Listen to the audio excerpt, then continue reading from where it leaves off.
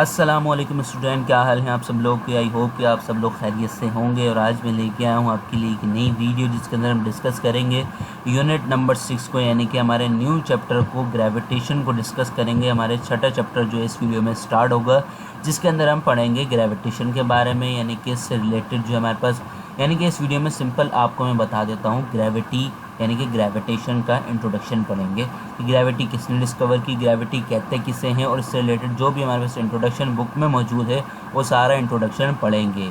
तो ये वीडियो सिर्फ इंट्रोडक्शन पे बेस करती है, इंट्रोडक्शन पढ़ेंगे क्योंकि ये इंट्रोडक्शन पढ़ना ज़रूरी है, क्योंकि इसके अंदर सारी बेसिक चीज़ें बताई गई हैं कि ग्रेविटी कब आई, किसने इन्वेंट की, ग्रेविटी कहते किसे हैं, उसकी डेफिनेशन भी मिलेगी आपको यहाँ पर।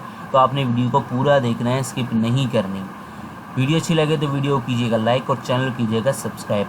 अल्हम्दुलिल्लाह पिछली वीडियो के अंदर हमने जो है 5 चैप्टर कंप्लीट कर लिए हैं। 5वां चैप्टर हमारा कंप्लीट हो गया है with MCQs, numerical question answer जो हमारे इंपॉर्टेंट थे वो सारे हमने पिछली वीडियो के अंदर कर लिए हैं। जो स्टूडेंट हमारे चैनल पर नए हैं, जिन्होंने प्रीवियस वीडियो नहीं देखी है, चैनल विजिट करके आप लोग जाके देख सकते हैं। प्लेलिस्ट मौजूद है, सिंपल आपको प्लेलिस्ट नाम से चैप्टर वाइज बनी हुई दिख जाएगी। उसके ऊपर आपको टॉपिक भी ईजिली मिल जाएंगे, टाइटल पढ़ेंगे आपको समझ में आ जाएगा। मैंने उन वीडियोस के अंदर आपको सिंपल आसान तरीके से सॉल्यूशन भी कर दिया और सिंपल तरीके से उसके अंदर समझा भी दिया है।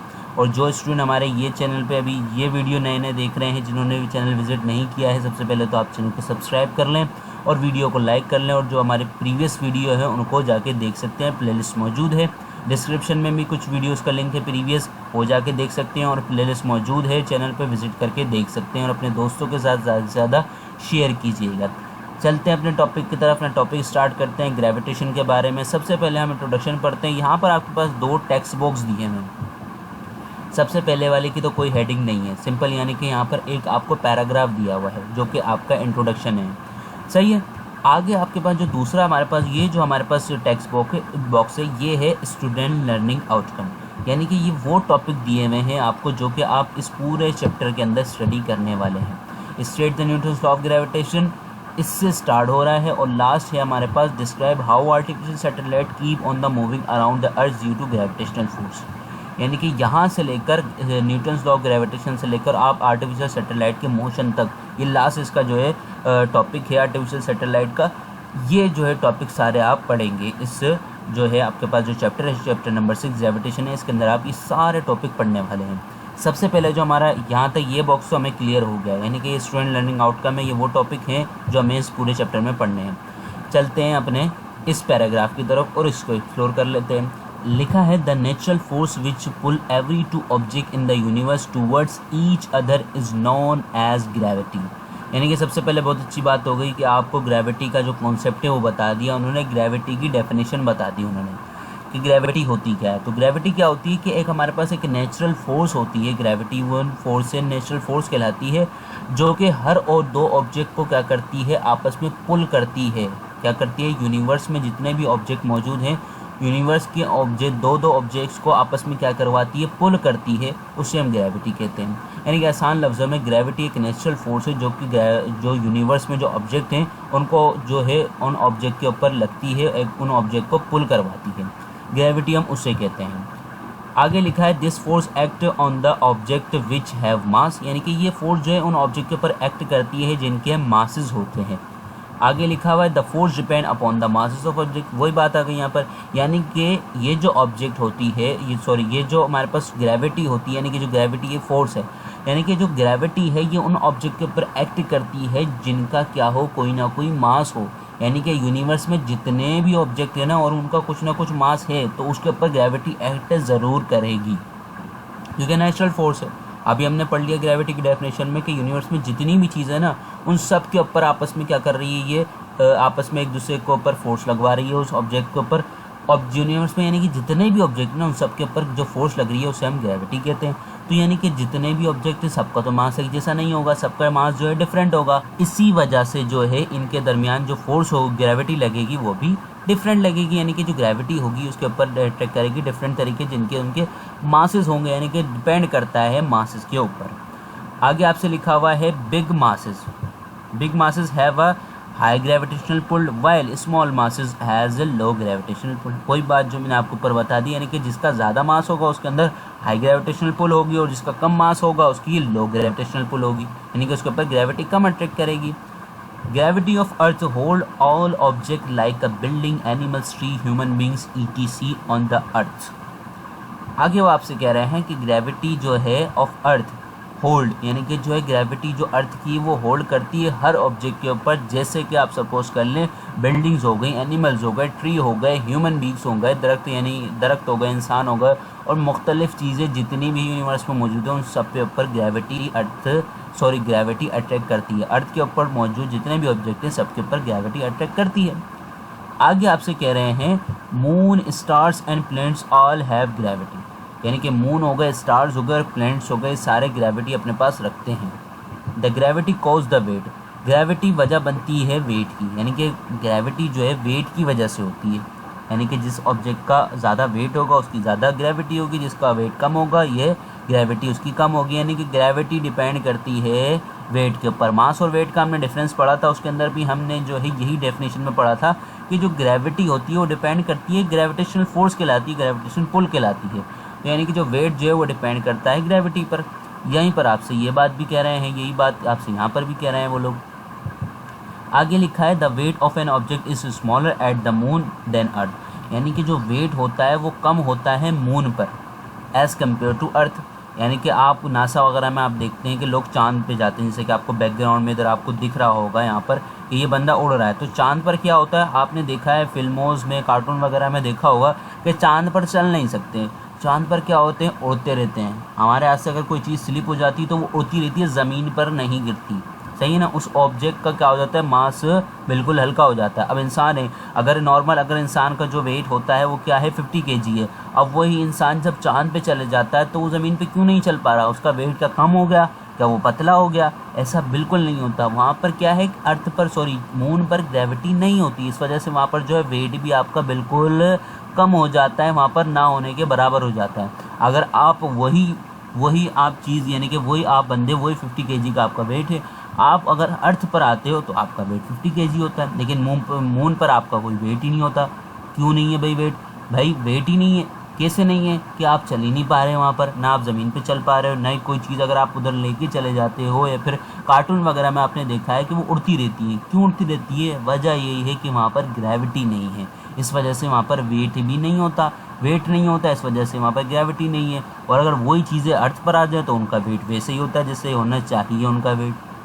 आगे लिखा हुआ है, लास्ट लाइन आपके पास लिखी है, gravity cause the satellite and planets move in the orbits, यानी कि ग्रेविटी ही वो वजह है जिसकी वजह से जो सैटेलाइट्स हैं अपने प्लैनेट्स के ऑर्बिट्स के अंदर जो रिवॉल्व कर रही हैं, मूव कर रही हैं, वो ग्रेविटी की ही वजह से कर रही हैं। तो ये आपके पास था ये पैरा का इंट्रोडक्शन। अब चलते हैं आगे, थोड़ा सा इंट्रोडक्शन और पढ़ लेते हैं इसका, और जो है हम इसको कंप्लीट करते हैं इस इंट्रोडक्शन की वीडियो को। अब क्या है, सबसे पहले साइड में आपको लिखा हुआ है डू यू नो, क्या आप जानते हैं इस बारे में, क्या जानते हैं। सबसे पहले पूछ लेते हैं भाई क्या बताना चाह रहे हैं, तो मैं आपको बता देता हूँ। लिखा है, sir Isaac Newton was the one of the greatest scientist in the world. He made a fundamental contribution not only the several branches of physics like optics and mechanics but also to astronomy and mathematics. He formulated the laws of motion and laws of universal gravitation. क्या कह दिया इन्होंने, क्या बताना चाह रहे हैं, ये बताना चाह रहे हैं कि ये जो न्यूटन है ना, एक साइंटिस्ट गुजरे हैं सर आइजैक न्यूटन, जो वर्ल्ड के ग्रेटेस्ट साइंटिस्ट कहलाते हैं। यानी कि जो सर आइजैक न्यूटन है वो वर्ल्ड के ग्रेटेस्ट साइंटिस्ट कहलाते हैं।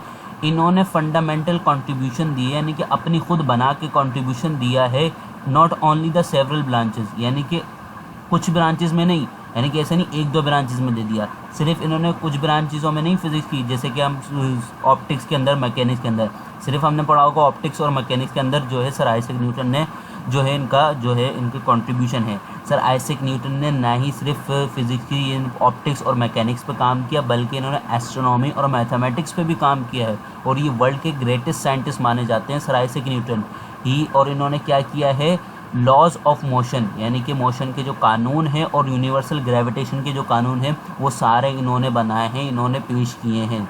जो हम पढ़ रहे हैं ना न्यूटन के लॉ पढ़ते हैं, ग्रेविटेशन पढ़ते हैं। ये जो हम ग्रेविटी पढ़ रहे हैं ये सारा कॉन्सेप्ट सर आइजैक न्यूटन ने दिया है। यानी कि जो लॉ ऑफ ग्रेविटेशन इसके अंदर पढ़ने भी जो वाले हैं ना, लॉ ऑफ यूनिवर्सल ग्रेविटेशन, उसका कॉन्सेप्ट भी सब इन्होंने ही दिया है सर आइजैक न्यूटन ने।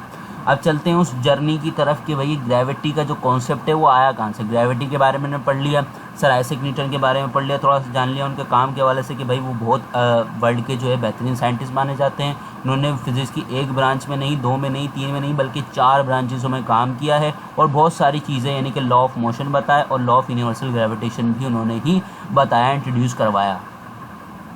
आगे आपके पास जो है पैरा लिखा हुआ है, अब इसको पढ़ते हैं। जर्नी हम पढ़ेंगे, लेकिन मैं आपको बताता हूँ कहाँ से जर्नी स्टार्ट है। लेकिन पहले कुछ क्वेश्चंस दिए मैं यहाँ पर जिनका आप वो आंसर दे सकेंगे, यानी आप इस चैप्टर पढ़ने के बाद जो है आप काबिल हो जाएंगे कि वो आंसर का, उन क्वेश्चन का जो है सॉल्यूशन आप खुद कर सकें, उनका आंसर खुद बता सकते हैं। तो सबसे पहला जो हमारे पास सवाल है, यानी कि मैं आपको पैरा पढ़ता देता हूँ, यहाँ तक आपकी क्वेश्चन है। लिखा है why a leaf which drop from a tree always fall on the earth, why a ball which it's thrown upward come back to earth. पहले सवाल में वो आपसे कह रहे हैं कि जो ट्री से पत्ता गिरता है वो हमेशा नीचे ही क्यों आता है। दूसरे सवाल में उन्होंने आपसे कहा है कि जब हम बॉल को ऊपर की तरफ थ्रो करते हैं तो वो हमेशा नीचे ही क्यों आती है, अर्थ की तरफ। थर्ड क्वेश्चन की तरफ चलते हैं। लिखा है which force keeped object around us at their place, Y a body has wait. यानी कि पहले से, यानी कि आपको यहाँ ये जो सवाल है विच फोर्स कीप, इस सवाल में आपसे बोल रहे हैं, वो आपसे पूछ रहे हैं कि यानी कि वो कौन सी फोर्स है जो कि ऑब्जेक्ट को उसी जगह पर रहने पर मजबूर करती है, उसी जगह पर रखती है। कौन सी फोर्स है, किस वजह से रुक रहा है उस जगह पर। दूसरे में कह रहे हैं why a body has a weight, यानी कि हर बॉडी का वेट क्यों होता है। आगे आपसे कह रहे हैं वे which force is responsible for the motion of an artificial satellite around the earth, यानी कि अर्थ के इर्द गिर्द जो आर्टिफिशियल सैटेलाइट मूव कर रही हैं, मोशन कर रही हैं, वो खुद ही खुद मोशन कर रही हैं, इसके पीछे कौन सी फोर्स रिस्पॉन्सिबल है, किस फोर्स की वजह से हो रहा है ये। इतनी सारी चीज़ें हम पढ़ रहे हैं, इन्वेंट हो रही हैं, लेकिन हम सोच नहीं रहे किस तरीके से हो रही हैं, किस वजह से हो रही हैं, किस प्रिंसिपल पे हो रही हैं। तो ये वो सवाल है कि जो आपकी नॉर्मल लाइफ में आप वो काम करते हो, लेकिन आपको नहीं पता था आज से पहले कि ये काम क्यों हो रहे हैं, किस वजह से हो रहे हैं।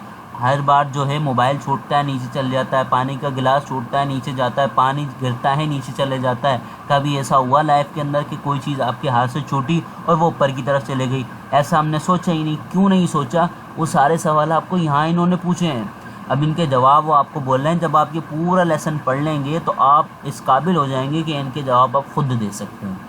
चलते हैं, यहाँ पर वही बात कह रहे हैं कि आप जब पढ़ लेंगे पूरा चैप्टर तो इससे रिलेटेड और इन क्वेश्चंस के आप जो है आंसर दे सकते हैं। तो ये हमने सोचा नहीं था कभी, लेकिन अब सोच लिया। आई होप कि अब आप सोचेंगे भी कि भाई ऐसी चीज़ें क्यों नहीं, क्योंकि सोचेंगे ना तो ही काम होगा। क्योंकि अगर सर आइजैक न्यूटन इतने बड़े साइंटिस्ट नहीं होते अगर वो भी थिंकिंग नहीं करते, सोचते नहीं। ग्रेविटी का इतना बड़ा जो उन्होंने कॉन्सेप्ट दिया है, मैं आपको अभी जब हम जर्नी पढ़ेंगे उसके अंदर आपको समझ में आ जाएगा। अगर वो सोचते नहीं ना तो ग्रेविटी का बारे में भी हमें पता नहीं चलता कि ग्रेविटी होती क्या है, कि क्यों आ रही हैं चीज़ें नीचे। हर वक्त जो है जो भी चीज़ हाथ से छूटती है वो नीचे चली जाती है, लेकिन मून पे ऐसा नहीं होता। क्यों? क्योंकि वहाँ पर ग्रेविटी नहीं होती है ना। वहाँ पर जो चीज़ हाथ से छूट रही है वो ऊपर जा रही है। मून पे ऐसा हो रहा है, अर्थ पर क्यों नहीं हो रहा, ये नहीं सोचा किसी ने। तो चलते हैं उस जर्नी की तरफ, उसको स्टडी करते हैं कि जिस वजह से ये जो ग्रेविटी का कॉन्सेप्ट है वो क्यों आया और किस वजह से आया और कैसे आया।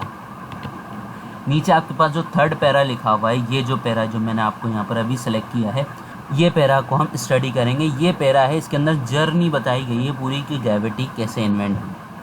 सबसे पहले लिखा है among famous stories in the history of science once come from 1666, यानी कि मुख्तलिफ मशहूर कहानियों में से एक साइंस की जो कहानी है जो कि आई कब, 1666 में आई। कहानी क्या है? कहानी स्टार्ट होती है यहाँ से, वन से। One day Isaac Newton was sitting in his mother's garden. एक दिन क्या हुआ कि जो सर आइजैक न्यूटन थे वो अपने मदर के गार्डन के अंदर बैठे हुए थे, जो कि आपने टाइटल के अंदर पिक्चर देखी भी होगी, मैंने दिखाता हूँ मैं आपको। यहाँ पर ये देख रहे हैं, ये आइजैक न्यूटन बैठे हुए हैं एप्पल गार्डन के अंदर, और ये एप्पल आके नीचे गिर चुका है। अब एप्पल क्यों गिरा, ये सारी चीज़ें भी नीचे लिखी हुई है नीचे। अब उन्होंने क्या देखा, where he witnessed an apple falling from a tree. उन्होंने इस दौरान जब वो बैठे हुए थे उन्होंने देखा कि एप्पल जो है दरख्त से गिर के नीचे गिर गया, यानी कि दरख्त से निकला और टूटा, उससे दरख्त से ट्री से टूटा और नीचे आके गिर गया। This scenario help him to explore the idea of gravity. ये जो सिनेरियो था ना, बस ये जो इतना सा अमल था, जो एप्पल का यानी कि सेब का उस डाली से टूट कर नीचे गिरना, ये जो सिनेरियो था ना, इसने मदद की बहुत ज़्यादा किसके अंदर, ग्रेविटी के आइडिया को इन्वेंट करने के अंदर, एक्सप्लोर करने के अंदर। यानी कि सर आइजैक न्यूटन ने उसके ऊपर थिंकिंग की, सोचा कि ये ऐसा क्यों हो रहा है कि एप्पल जो है ट्री की जैसे ही शाख से जो है टूटा तो हमेशा वो नीचे क्यों आ रहा है, ये नीचे क्यों आ गया। इसके ऊपर उन्होंने डिस्कस किया, उनके ऊपर उन्होंने रिसर्च की और आइडिया बता दिया ग्रेविटी का, एक्सप्लोर कर लिया उन्होंने ग्रेविटी को, और ग्रेविटी को इन्वेंट करवा दिए सबके सामने और बता दिया कि भाई इस चीज़ की ये क्या है, ग्रेविटी की वजह से हो रही है चीज़ें। आगे लिखा हुआ है Newton successfully discovered the causes of a falling bodies. यानी कि जो सर आइजैक न्यूटन थे वो इस बात को बताने में कामयाब हो गए कि हर बॉडी नीचे क्यों जाती है, उसकी वजहें बताने में कामयाब हो गए।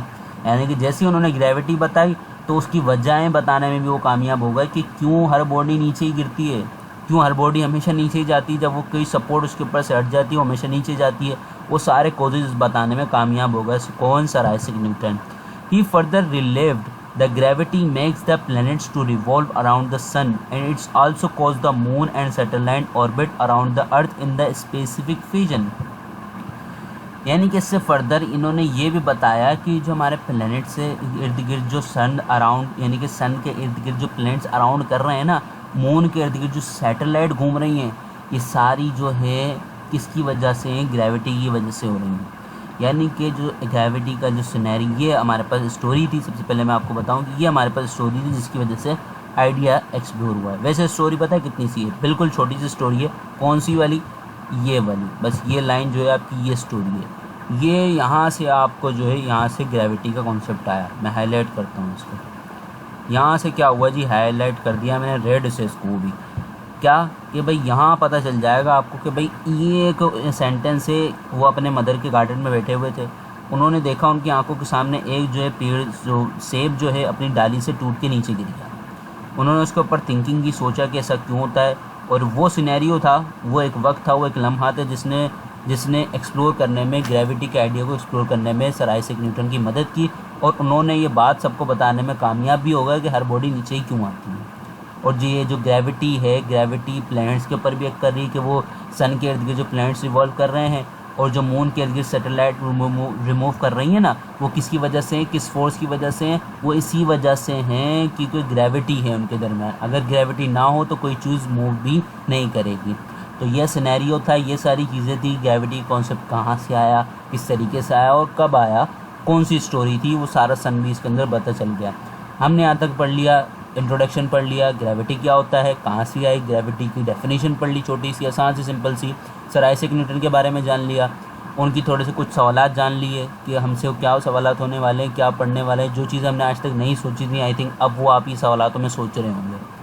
तो आई होप कि आपको यहाँ तक बात समझ में आ गई होगी इंट्रोडक्शन में कि कहाँ से स्टार्ट हुई जर्नी, कि ग्रेविटी का कॉन्सेप्ट आया, कैसे आया, किस तरीके से आया, एप्पल की वजह से आया सिंपल। तो ये सारी चीज़ें हमने स्टडी कर लिया। आई होप कि आपको वीडियो पसंद आई होगी। वीडियो अच्छी लगे तो वीडियो को लाइक कीजिएगा, चैनल को सब्सक्राइब कीजिएगा। मिलते हैं जी नेक्स्ट वीडियो में। जो हमारे चैप्टर का पहला जो हमारे पास जो है टॉपिक है न्यूटन्स लॉ ऑफ ग्रेविटेशन, इसको एक्सप्लोर करेंगे।